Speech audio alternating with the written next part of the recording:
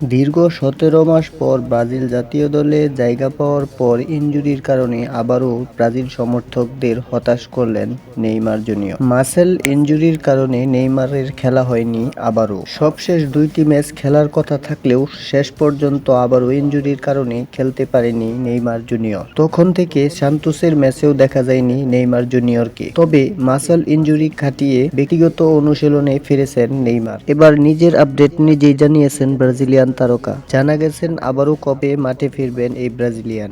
সংবাদ গণমাধ্যমের তথ্য অনুযায়ী নেইমার মাঠে ফিরতে পারেন সান্তোসের ম্যাচের মধ্য দিয়ে। গোল.কমের এক প্রতিবেদনে জানানো হয়েছে মাঠে ফিরবেন আগামী মাসের ৭ তারিখ অর্থাৎ ৭ই এপ্রিল সান্তোস বনাম বাহিয়ার ম্যাচের মধ্য দিয়ে। হেরিয়ার ম্যাচে সান্তোস মাঠে নামবে আগামী ৭ এপ্রিল। আর সেদিনই নেইমার ইনজুরি কাটিয়ে মাঠের ফুটবলে নামতে পারেন বলে ধারণা করা হচ্ছে। সামাজিক যোগাযোগ মাধ্যম ইনস্টাগ্রামে নিজের অ্যাকাউন্ট থেকে নেইমার জিমের এক ছবি আপলোড করে নিজের ফিটনেস সম্পর্কে জানিয়েছেন। সেখানে লড়াই চালিয়ে যাওয়ার ইঙ্গিত দিয়েছেন নেইমার। জানা গেছেন সবকিছু ঠিক থাকলে অনুশীলনে ম্যাচ ফিটনেস ফিরে পেলেই অনুশীলনে আর ব্রাজিলিয়ান এই তারকাকে কেউ আটকাতে পারবে না। তো ভিউয়ার সকলেই অপেক্ষায় থাকেন, বেশি দিন নাই, মাত্র একটি মাস রয়েছে।